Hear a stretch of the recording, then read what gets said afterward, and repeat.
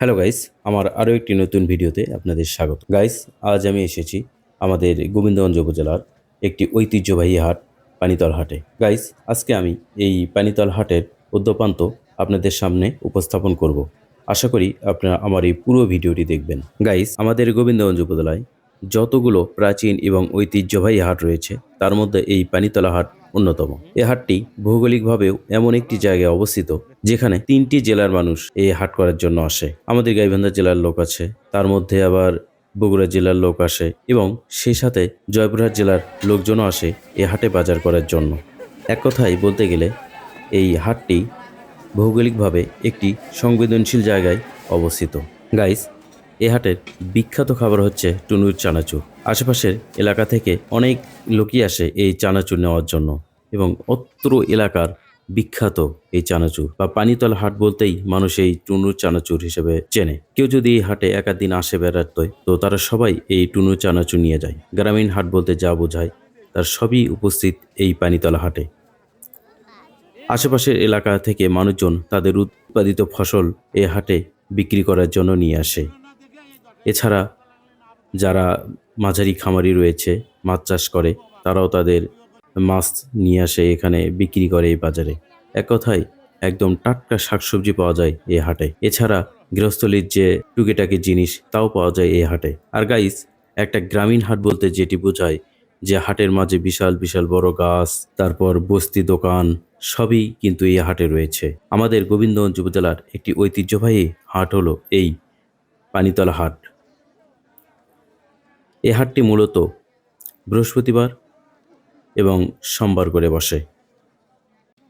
আর আমি যে টুনু চানাচুরের কথা বললাম সেটি কিন্তু যদি 3টে থেকে হাট বসে, তো 3টে থেকে প্রায় 5টার মধ্যে এই টুনুর চানাচুরটি বিক্রি হয়ে যায়। আর এত চাহিদা এই চানাচুরের, দেখতেই পাচ্ছেন বস্তি দোকান রয়েছে, মাছের বাজার, সম্পূর্ণ দেশি মাছ, কই মাছ দেখতে পাচ্ছেন, আরও অন্যান্য মাছ রয়েছে। তো খুবই বিখ্যাত এই হাটটি অত্র এলাকার এবং গ্রামীণ হাট হিসেবে অনেকেই আসে এখানে। সো গাইস, আমার এই ভিডিওটি যদি আপনাদের ভালো লাগে তবে লাইক, কমেন্ট, শেয়ার দিয়ে পাশে থাকবেন।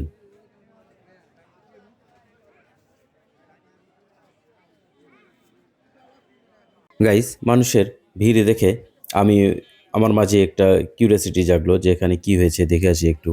কারণ হাটের মাঝে অনেক সময় গোলমাল লেগে থাকে, তো সেই কিউরিয়াসিটি থেকে আমি আসলে এখানে গেলাম। তো যা দেখি যে এখানে মধু বিক্রি করছে।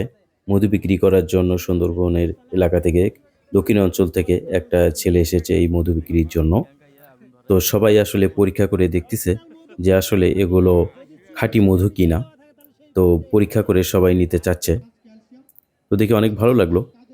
তো গাইস, দেখতেই পাচ্ছেন প্রাচীন ঐতিহ্যবাহী একটি হাট, পানিতলা হাট। সাইকেল এবং ভ্যানের বাজার লেগেছে।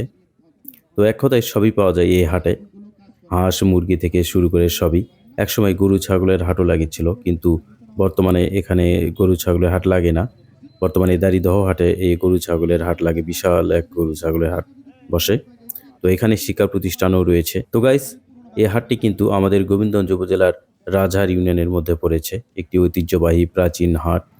তো আমার মেয়ের সবচাইতে প্রিয় জিনিস বট, সেটিও দেখি এখানে পাওয়া যাচ্ছে। তো সে অনেক দেখে অনেক খুশি, তো খাবে সারা। তো তাকে আমি খাওয়ালাম, বট খাওয়ালাম।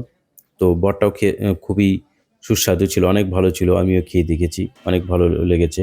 যদি আপনার কেউ এই হাটে কখনো বেড়াতে আসেন, তো এই ভাইয়ের কাছ থেকে বট খেতে পারেন, তো অনেক ভালো লাগবে আশা করি। সো গাইজ, আমার এই ভিডিওটি যদি আপনাদের ভালো লাগে তবে লাইক, কমেন্ট, শেয়ার করে পাশে থাকবেন। আর এরকম যদি আরও ভিডিও পেতে চান তো কমেন্টের মাধ্যমে জানাতে পারেন। আমি আপনাদের জন্য সুন্দর সুন্দর ভিডিও তৈরি করবো ইনশাল্লাহ। আর এরকম যদি গ্রামীণ হাটের দৃশ্য দেখতে চান তবুও কমেন্টের মাধ্যমে জানাবেন। গাইস, দেখতেই পাচ্ছেন যে গ্রামীণ হাট আমাদের এলাকার ঐতিহ্যবাহী একটি হাট, এই পানিতলা হাট। এখানে কৃষকের উৎপাদিত সব ধরনের পণ্যই পাওয়া যায় এখানে। আর প্রচুর লোকজনের সমাগম হয় এই হাটে। আর গ্রামীণ হাট বলতে যেটি বোঝায় সবসময় টাটকা শাকসবজি পাওয়া যায়। তো এই হাটেও সবই পাওয়া যায়, সব কিছুই টাটকা এবং মাছও পাওয়া যায় ফরমালিন মুক্ত। আর গাইস, আর এই ভিডিওটি আমার করা মূলত শীতের মৌসুমে, যদিও ভিডিওটি দিতে আমার অনেক লেট হয়েছে। দেখতে পাচ্ছেন বস্তি দোকানে হচ্ছে মিষ্টির দোকান বসেছে। এটা কিন্তু গ্রামীণ হাটের একটা বৈশিষ্ট্য। সো গাইস, আজকে এ পর্যন্তই। আমার এই ভিডিওটি যদি আপনাদের ভালো লাগে তবে লাইক, কমেন্ট, শেয়ার দিয়ে পাশে থাকবেন। আগামীতে আবার দেখা হবে আপনাদের সাথে আবার নতুন কোনো ভিডিওতে। সে পর্যন্ত সবাই ভালো থাকবেন। আল্লাহ হাফেজ।